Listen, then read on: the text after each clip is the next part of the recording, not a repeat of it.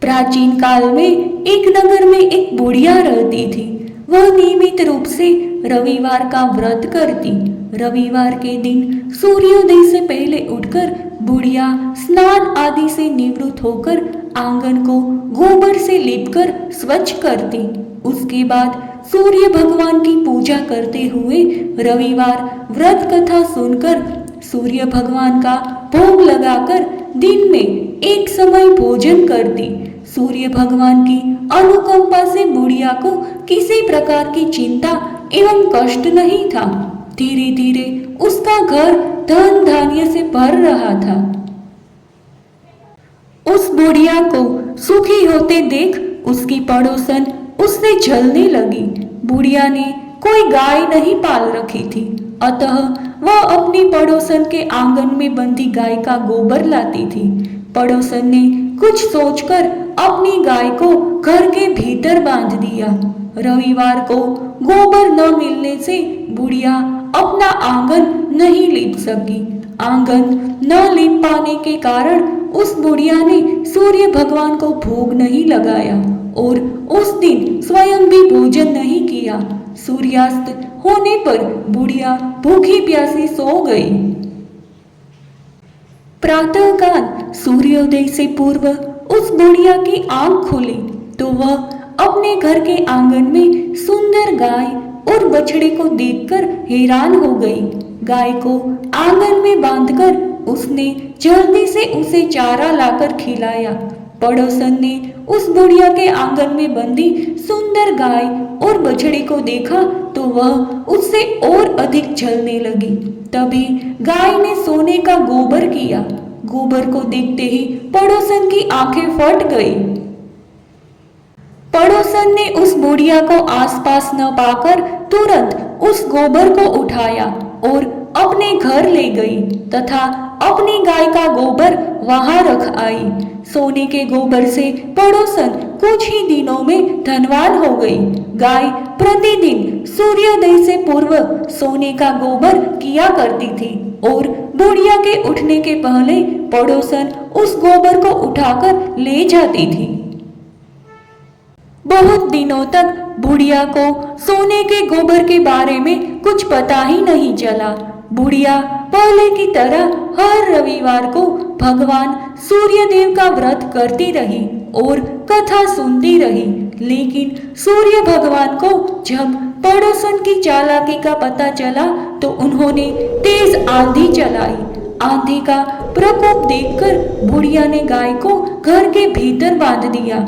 सुबह उठकर बुढ़िया ने सोने का गोबर देखा। उसे बहुत आश्चर्य हुआ। उस दिन के बाद से बुढ़िया गाय को घर के भीतर बांधने लगी। सोने के गोबर से बुढ़िया कुछ ही दिन में बहुत धनी हो गई। उस बुढ़िया के धनी होने से पड़ोसन बुरी तरह जल भून कर राख हो गई और उसने अपने पति को समझा बुझाकर उसे नगर के राजा के पास भेज दिया। वहां जाकर उसने बुढ़िया की गाय के बारे में सब कुछ बताया।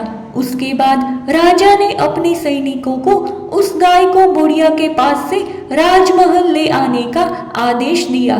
सैनिक जब बुढ़िया के घर से गाय को राजमहल लेकर जा रहे थे तब बुढ़िया की गाय को ना ले जाने की कई मन्नतें बाद भी सैनिकों ने उनकी बात नहीं सुनी और उस गाय को राजमहल ले गए। राजमहल पहुंचते ही राजा ने सैनिकों को उस गाय को उनके कक्ष में बांधने का आदेश दिया। सुंदर गाय को देखकर राजा अत्यंत खुश हुए। सुबह जब राजा की आंख खुली तो उन्होंने देखा कि पूरा कक्ष गोबर से भरा हुआ था।